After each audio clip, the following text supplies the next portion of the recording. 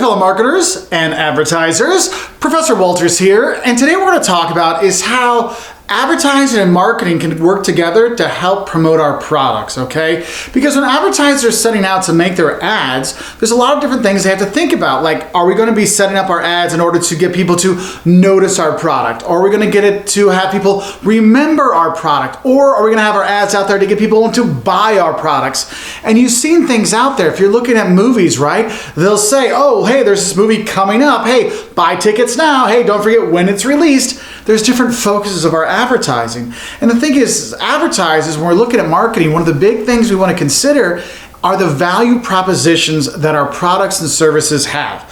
So if your product is offering something special, this could be something we're advertising for. Hey, we now have 30 minutes or less delivery on our pizza. Okay, that's something we could focus on. That's a value proposition to people. Are you tired of getting cold pizza? Well, now our super fast delivery gets it there even faster and piping hot. We can advertise that and do those things. And if you look at it, if you look back in the 80s and stuff like that, Volvo was great in terms of advertising the safety of their cars, right? So we're educating people about that value that people have, of the safetiness of it. If you look at Chevys, they always talk about their JD Power rankings, right? And so what they're trying to show is that value proposition. Look at our, quality awards that we have, so people know that there's those things that we're offering. Jimmy John's freaky fast delivery, right? Their whole advertising campaigns about that value proposition that they're offering. So you kind of have those things in the back of your mind in terms of what we're really going to deliver. We can advertise on that. And that's why it's really important that advertisers and advertising students, love you all, miss you, they actually need to think about those 4 P's of marketing. Remember, product, price, place, promotion.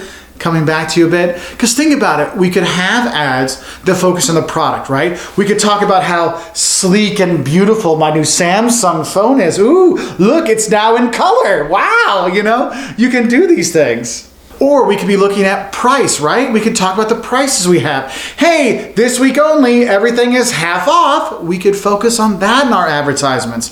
Other things that you might look at is in terms of the place. So we could say, hey, this is exclusively available at Target or exclusively available at Walmart. We could be advertising those things, or only in a cinema near you, or this weekend on video on demand. Check out the newest movies. You have those kind of things you can focus on. Or we could talk about promotion. We could help people know that they could promote their stories, for example. Like, hey, where did you want to go for spring break? Hashtag Wolters World, and let people know. We can do these kind of things. So there's kind of things you can think about in advertising of why you really need to know those 4 P's, because it can give you ideas for your ads and what to focus on. Because by doing that, what we're trying to do is get people to know those value propositions, what makes our products and services special, so hopefully they'll go out and buy them, okay? That's why it's really important that you have your ads kind of set up so they're at least covering some of the basic areas so people know about the product or how to buy and things like that. And I kind of look at it in terms of the question words, the what, where, when, how, these kind of things. Because you think about it, if you have your ad and you're thinking about the what, well, what am I selling?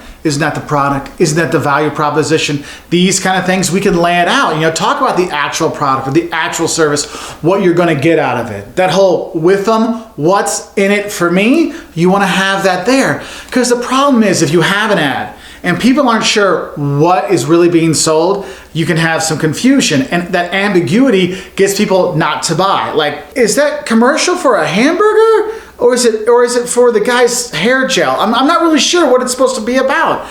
And that's sometimes where companies have difficulties when they're using, spokesmodels and spokespeople and stuff like that. Because do you remember Michael Jordan drinking that Coke or eating that Big Mac? Or do you just remember Michael Jordan? Right? It's like, wait, I want them to remember to go to McDonald's and buy that Big Mac. So you have to think about those things, right? Now, the next question we're going to have is where. You might want to say where people can buy it, right? So the old Arizona jeans exclusively at JCPenney's, that's what we're talking about, the where kind of thing.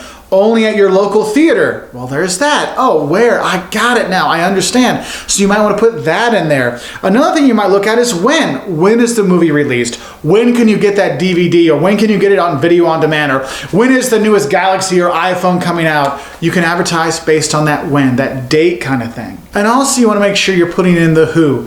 Who is selling this? who is this for? Who's putting this out there? That's why they'll talk about the car. They'll say, it's the Ford Mustang at your local Ford dealer. Okay, that's who's selling it. I got an idea here.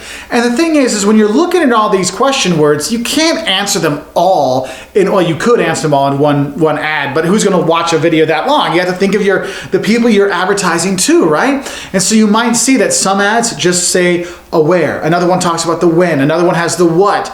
I remember back when movies were really big, and they'd have the ads on YouTube that would be like a fight scene. And then like I'd watch another video and there'd be another pre-roll ad and they'd be like, oh, coming May 1st. I'm like, oh, May 1st, Avengers, got it. And so there was a when, there was a what. At your local theaters, at theaters only, there's the where. You might split these things up that way, okay? Because you don't want to end up like me. I remember one time I flew back to Chicago and I saw this poster out there for Bruce Springsteen. And I'm like, oh, on the billboards, right? I'm like, that looks so cool. Bruce Springsteen live? Wait, is he live? I wasn't sure if it was a new like DVD or as a new album or if he was actually playing live in Chicago because it was by the Rosemont. So I'm like, well, maybe he's playing at the Rosemont or maybe, I don't know. Because the ad left it so ambiguous, I didn't know what it was. Concert, DVD, CD, song. I didn't know where it was. Where do I buy it? Nothing like that. I just knew who. Oh, Bruce Springsteen is doing something. Okay? So you want to be careful with that. Because we don't want to leave people confused about what we're trying to sell or what we're advertising. So that's why I think it's really important that you really focus on that. And when you put together your ad, know that, hey, what is that selling point? What is it that's going to get people to buy or get interested in possibly buying in the future? This is something you want to kind of think about when you're developing your ads. And this is why advertising and marketing, we're really tight, close cousins. That's why I love my advertising students. I hope you all are doing well. Anyway, I hope this helps you get a better idea of advertising and marketing and how we kind of work together to help promote our businesses or services or our nonprofits, all kinds of things. Anyway, I'll see you later. Bye.